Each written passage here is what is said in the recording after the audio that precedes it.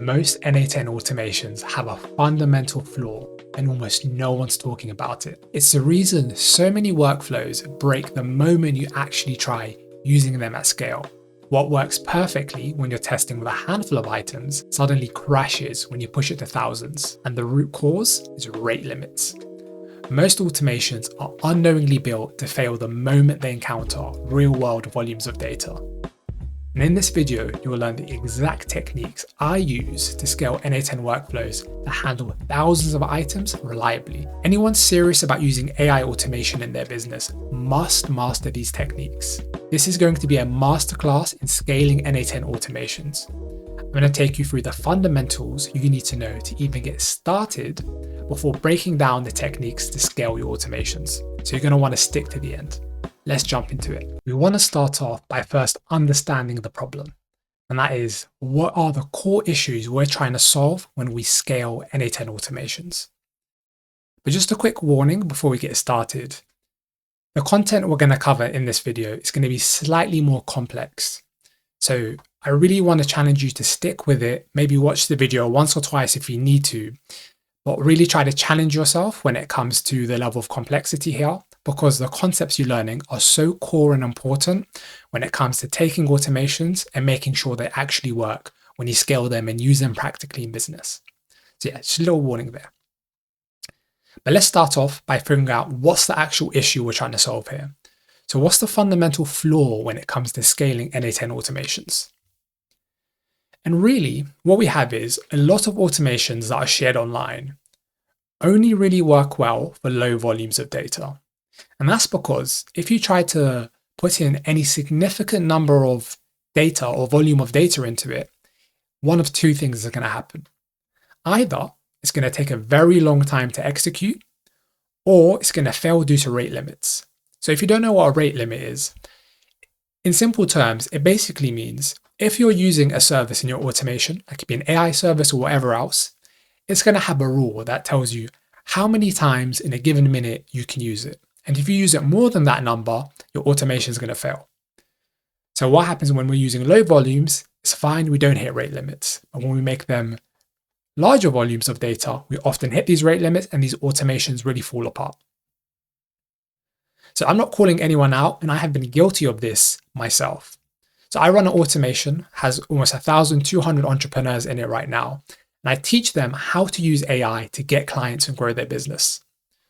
One of the entrepreneurs was using an AI outreach automation I'd created, and they were loving it, really enjoying it. But what they found was when they were trying to scale this to thousands, they got hit with a rate limit error. So we're using a service called Appify here, and Appify basically told us we're using it too many times in 1 minute, so it failed the automation. So this is the core challenge we're facing, and we need to figure out how we can design automations that scale to thousands and we don't get held back by these rate limit errors. And we're going to learn exactly how to do that. So let's dive a bit deeper into the actual problem. And the first problem with scaling n8n automations is speed. So let's just take a simple example. If we have any old workflow, and let's say it takes us 30 seconds to run this workflow, and we maybe have 5 pieces of data we want to run through this workflow. Let's take the analogy of we have this oven here, and what we're going to do is we're going to want to bake 5 cakes. So every time we bake a cake, it's going to take us 30 seconds. So if all we have is 5 items we want to bake, then that's going to take about 2.5 minutes, which is not too bad. So if you're using a low volume of data, this works absolutely fine. But the issue happens is when we're trying to use a larger volume of data. Let's say we have 1,000 pieces of data, 1,000 cakes we want to bake. What used to be 2 minutes 30 now becomes 8 hours 30. So significantly more. And like an automation like this that takes too long is not practical at all. We wouldn't want to use something like this. So that's the first problem.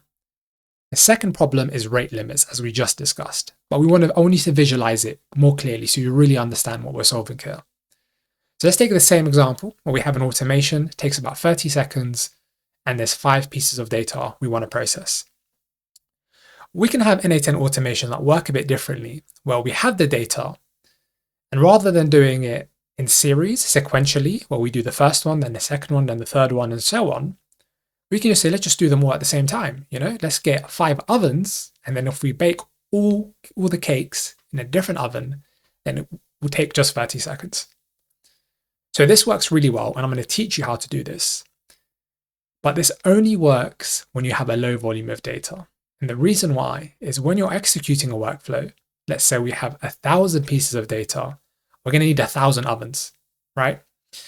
And the oven in this case represents the rate limit. Because when we're trying to use a service, like I was trying to use Apify Web Scraper, what it tells me is I'm only allowed to use 32 ovens. If I use more than 32 ovens, it's going to fail my data. And every service you use is going to give you a maximum amount of ovens you can use. So this is the challenge we're trying to get across, right? I think hopefully this should be more clear now exactly what the challenge is, and then we can use that picture and figure out how to solve it. So here we go. We just solved the first part of our fundamentals bit. So let's tick this off. We now know the challenges when it comes to scaling. What we'll do is we'll take our little robot and we'll move on to step 2. So before we get to scaling, and this is the part you're interested in where we're going to solve all of this, we need to cover a few fundamental concepts in n8n. So one of them is sub-workflows and the other one's executing workflows in series and parallel. So you're going to learn some new techniques, some new skills. It could be really interesting, but stick around to the end because the scaling part is a really important bit you want to stay tuned for. So sub-workflows. We need to understand what sub-workflows are, how they work in order to figure out scaling. So let's dive into that. Here I've prepared an automation, which is quite simple. In this automation, we have a table, some content ideas. Here's topics. And then we have a few nodes. I have this AI agent that's going to use a model. It's going to come up with some content, some LinkedIn content, and this is going to be added to a Google Sheets. So a fairly simple automation. I just want you to see some information about how it's processed. So when I execute the workflow, we're going to see that we're going to get 4 items of data, and then this AI agent is going to process them one at a time. So you see now it's done 1, it's now doing the 2nd, it's going to go and do a 3rd, and then a 4th, and then it's going to finish the automation. So if we go into here, we've now got our data. The important part that I want you to look out for is how this data was being processed. So we're getting the 4 items and it's doing it one at a time. So if you go back here, what's happening is this. It's doing it one after the other. And because this was a simple automation, we're doing very low volumes, that only took a few seconds. So I don't mind that it does it that way. But what if I wanted to process 1,000, 2,000? I don't want to wait for ages for it to complete. So the first way we can get around this is by learning how to create a sub-workflow. So a sub-workflow is really simple. What I'm going to do is I'm going to highlight the cells that are doing the core bit of automation. So I'm going to highlight these. And then if you right click, there's going to be a part here that says convert nodes to sub-workflow. If you don't have this, you need to update your n8n instance. So when I press this, I'm able to create a sub-workflow. So let me just call this post automation. Name it whatever you like. Now what we have is this sub-workflow here. This is like taking your automations and packaging them up, and now I can use it like a Lego block. I can go into any automation and call this sub-workflow. So this is really useful because we're able to take different parts of automations we create, turn them into a sub-workflow, and then we can take this wherever we want. This automation, a different automation. So this is a really useful process. And if you click into this, and we click this here, this is our sub-workflow. So you can see here we'll have data entering our sub-workflow. So if you press this, we can see the inputs we have. So for me, it's the topic and the row number. That's the information I want to provide. Then this gets sent into the sub-workflow, and here is it. So if we go to our start, we can see we're going to get this information. This is going to go to our agent, and then it's going to process. So this is the first piece of the puzzle when it comes to creating automations at scale. It's understanding this concept of sub-workflows and how to create them. So if we go back to our Scala, you've now understood one of the core pieces of the puzzle when it comes to creating automation at scale. You don't know how to use it yet. We're going to learn that in a second, but you know how to create sub-workflows, which are a vital part of what we're going to do. So let's tick this off. Now we're going to take our robot to the next bit, and we're going to understand a bit more about how we use these sub-workflows. And we're going to learn about executing workflows in series and parallel.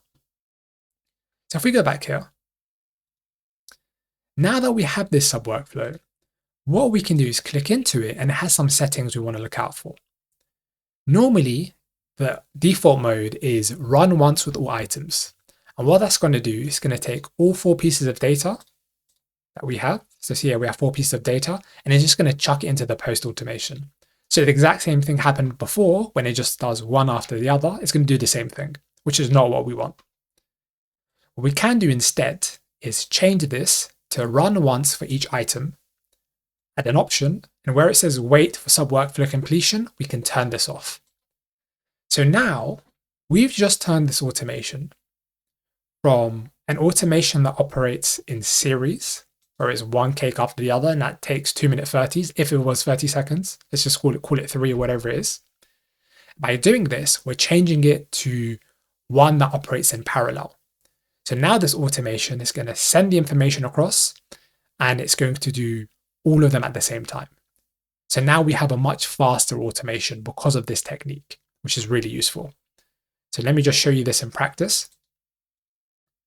If I execute this workflow, it's going to go into here. If I go into this execution, see all 4 are running at the same time. So this is how we operate in parallel. And now they're all completed. So really useful. But as we already pointed out, this is only good when we have a low volume of data. Right now in this sheet, we only have 4 items of data. So this is fine. But if I were to make this thousands, it would fail due to rate limits. Even Google has a rate limit, which we're going to find out in a minute, right?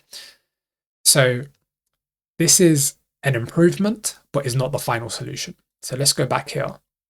You've now already improved your workflows, and you've made them much quicker because you know how to use sub-workflows, and you know how to launch them in parallel. So if you're using a low volume of data, you've now sped up your workflow, maybe 5x, 10x, 20x. So we're doing good, but we want to do even better. So now we've gone to the bit that you're all waiting for, which is scaling. How do we use some of the things we've learned along with all these special techniques to actually create automations at scale? So let's break this down. Scaling. I'm going to show you an actual business automation because I want this to be brought to life with something I actually use day to day, something that I would want to use that scales to thousands. So this automation, I'm going to show you in a second. It looks slightly complex, but it's not really.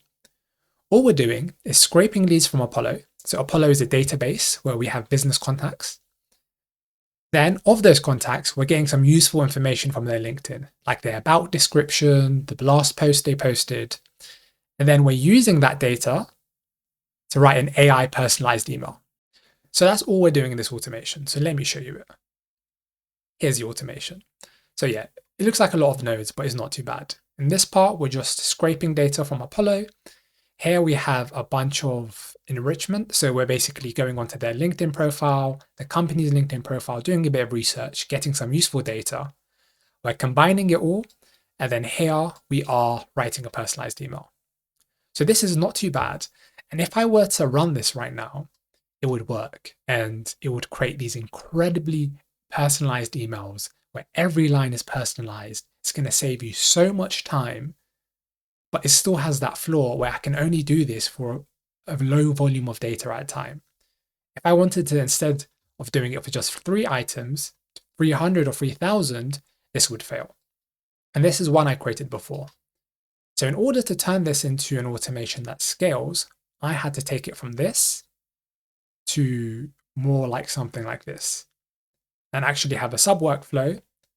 So you can see here we're using our sub workflow and have this in the sub workflow. So this may look super complex. At this point, you may want to close the video, run away, but I'm going to take you through all the core concepts I've used to turn this automation that's not going to work if we scale it to one that will.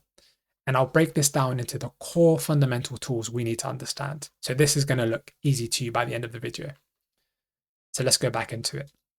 Really, when scaling, there's 3 core tools that you want to know in order for this to work. There's going to be a bunch, but these are the core ones. The first one is called artificial throttling. What we're doing here, we just make this really simple, is we're going to have a loop node where if we have, let's say, 1,000 items of data, we're going to have this loop node that takes a bit. We're going to be doing whatever operation we want to do. Maybe we want to update a row in a sheet. And then we're going to have this wait node. And we're going to artificially make the automation wait for a set period of time before going again. So the reason why we're doing this, let's even take Google Sheets. If you're using Google Sheets in your automation, I found out the hard way that they have a rate limit. Here we can see there's a limit of 300 read requests per minute per project and 60 write requests per minute per project. So if you're updating information in a Google Sheets, you can only hit that node 60 times in a minute. So if you're trying to do more than, say, if you're trying to do like thousands of items, you're immediately going to hit that rate limit, and then your automation is going to fail. So by this, we're able to, after updating some information on Google Sheets, we can add a wait node, get it to wait a little bit, that minute's going to pass, and then it can reset, and we can do it again. So this is the first technique. We're artificially throttling our automation and getting it to wait at times. So quite simple. Next, this is our second technique, and this is called a rate limit feedback loop. So let me take you through this. I mentioned in the automation I'm using a tool called Appify to basically go on someone's LinkedIn and take all that information. Appify is a great tool. I use it all the time, but not an issue, but something that it has is that it only allows us to have, like on the free plan, up to 25 actors. So what this means is, remember we had the analogy of the ovens? It basically, with the free plan, it gives us 25 ovens. And even if you have the paid version, it only gives us 32 ovens. So these are 32 instances in which we can call this automation before it tells us we're using it too much. So we need to make sure we don't go over this, otherwise our automation is going to fail. So the way I do this is we're going to use something called rate limit feedback loop. So what we do is Appify has an API call. So this is a way in which we can communicate with Appify, and in any given moment, we can ask it a question. We can ask it, of those 25 or 32 ovens you've given us, how many am I using right now? And then when we send that, it's going to send this back. So in this instance, I was using 9 out of 25. So it tells us how many we're using. When we get that information, we can have an if loop that basically says, if this number is less than, I've said 15, but you can say, you can make it 20 or 25. So a number less than the maximum number of ovens they've given us. So if it's less than that number, so if it's more than that number, then we want to wait. We want to wait so those processes can finish and the amount of ovens we're using goes down because the automation is processing that data before we go again. So I've used 15, even though I was on a free plan and we had 25 to give it some buffer room. So I know I get 25 ovens. I'm going to say if I'm using more than 15, let's just keep going around this loop until I'm using less, and then we'll continue. So it's a way of making sure I'm never hitting the maximum number of ovens in this automation. I'm not going to hit the rate limit. So this is our second tool for making sure we're not hitting our rate limit. And then the third tool and final tool you need to know is called batch processing. So in batch processing, what we're doing is we're using a loop over item node. And when you click into this, you can basically give it a batch size. What this means is if we have 1,000 pieces of data coming in, this loop over item is going to take 18 of these 1,000. It's going to go through the loop. And when that's done, it's going to then take the other 18. It's going to keep going around and taking them at chunks of 18 until it finishes. So in theory, you think this would be really simple and easy. We'd have this loop over item, set the batch size to 18. We're going to execute our sub workflow, which we've just created. Maybe we'd wait a little bit for some artificial throttling, and then we go again. See, this is what I thought when I was building this. But actually, n8n has a really weird flaw in how sub workflows work. And what happens is when we hit a batch size and we activate a sub workflow, now we've activated this. What I would expect it to do is wait until the sub workflow is finished. And once it's finished and we've got all the data back, then we'll move on to the next node. It actually doesn't do that. What happens is it activates it and then immediately moves on to the next node. So our sub workflow is working in the background, still processing, but our automation has already moved on. So that's not going to work, because if we go back around too quickly and we start on the next batch, the first batch hasn't finished processing, and then we're going to hit the rate limit because too many items are basically being processed at the same time. So we need a way of solving this. So I came up with a solution for doing this. It feels slightly complex, and it is a little bit, but it works and is really useful to understand it. So this is how we're doing it. Here, let me zoom out a little bit. Here we have a loop I've created. And what we want is we want to have data coming in. So let's say here I'm processing a bunch of business leads. So we have the name, we have a bunch of other information about them. What we want is we want a column in our Google Sheets that says status, and for all the sheets that haven't been processed by our automation to have a status of in progress. So I do this quite simply by, when I get my data in the beginning of my automation and I update it to my Google Sheets, I just make sure the status says in progress. Okay, so now everything that all the leads are being updated to my Google Sheets get this status. Now, when leads are coming through into my automation here, I'm then setting the batch size, just as we discussed. I want a batch size of 18. I have a maximum limit of 25, but I want to give it some wiggle room. From there, what I do is I have another column. Here it's called batch processing. And what I'm going to do is, as soon as an item has now entered this batch loop, I'm going to make it so that we update this column with the word batch. So we see here, in this Google Sheets node, we're going to have the word batch. And what this does is, for all the items going through it, it's going to update the Google Sheets to say batch. Now, this is important because we're going to go through our workflow. This is going to execute. All of them are going to be sent off to our sub workflow here to be executed. And then they're going to be processing in the background. Once they're done being processed, we have a node here that basically updates the status to done once it's finished. But that doesn't happen straight away. It may take 30 seconds, 45 seconds. So whilst that's processing, we don't want it to move on until all of them have basically been marked as done. So what we do is we have another loop where we're basically just checking the status, and we have this code node. This code node says, for all the items in our Google Sheets that have the word batch, I want you to return true if all of them have status done. So that's what it means. So basically it's going to go to the Google Sheets. It's going to be like, I'm only going to look at the items that have this batch on it. And of those items, I'm going to return the value true when, instead of in progress, all of them say done. So that's what's happening here. So if it's false, they don't all say done. Some say in progress and some say done. It's going to go through this loop. It's going to wait and it's going to check again. And then it's going to keep going out. If it checks again and it is finished, it's now processed, all of them have been updated, it's going to say, oh, great, it's finished now. Then it's going to return true and we move on here. Then at this point, we're just moving on to technique 2, which we've just learned about. Because we've just run this sub workflow, maybe we've used up a lot of ovens. It doesn't always drop straight away. So we have this mini loop that checks the Appify, says how many ovens are still being used. If it's more than 15, it's going to loop. If it's less than 15, then it's going to continue on. And then here we just have technique 1, which is artificial throttling. And that's because Google only lets us use its Google Sheets so many times in a minute. So we're going to wait a little bit here. So for me, I was testing this and I found 20 seconds was a good amount of time to wait.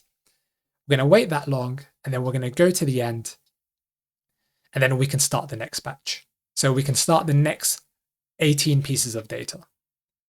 So now, instead of doing it one at a time, what we're able to do is do this 18 items at a time. So we've got a workflow and we've made it 18 times quicker.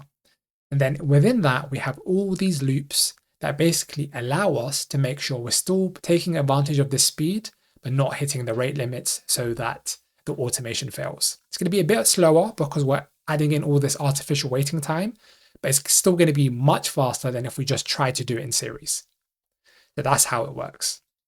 So if we look at the automation here, now that you know the techniques, you can see we're doing the batch processing. And here is with the data.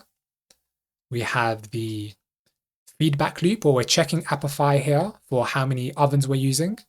And then here we have the throttling to avoid Google rate limits. And if we go into the sub workflow, I'm just doing the same thing here, where I'm checking how many ovens we're using before I go off and I call Apify to get information from LinkedIn about my leads. So exact same thing. If it's more than 15, just wait a second. Let's let the ovens cool down, more are free. And if it's less than 15, okay, let's go try some more. Let's bake some more cakes. That's what's happening here. So those are the fundamental tools that you need to know in order to create automations that scale. So where's our little robot? Now we've got to here. So we now know how we can create automations that actually scale. We know about the artificial throttling. We know about, if we're using tools like Apify, and many other tools have these, having an API call to see how many of their services we're using, of their rate limits. So in this case, in Apify is called actors, and then basically having a loop to say if it's more than a certain amount, wait. And we know about batch processing, which is only using, like, processing the data in batches. So we're still taking advantage of this parallel effect, but rather than trying to do 1,000 at a time, like we have here, we're only doing 18 at a time. So it's still significantly faster, but it's not 1,000 at a time. That's basically going to immediately fail. So this is the core concept that you need to understand when scaling n8n automations. So I hope you found this useful. And what I want to do to make this all so much simpler for you is, in my Skool community, this is a free Skool community for basically entrepreneurs trying to learn how to use AI in their business. We have about 1,200 of us in here. I've set up this page here where you can access all the workflows that you've seen here. And you can basically look into it and click into the node, see how it's set up, and then take this as inspiration.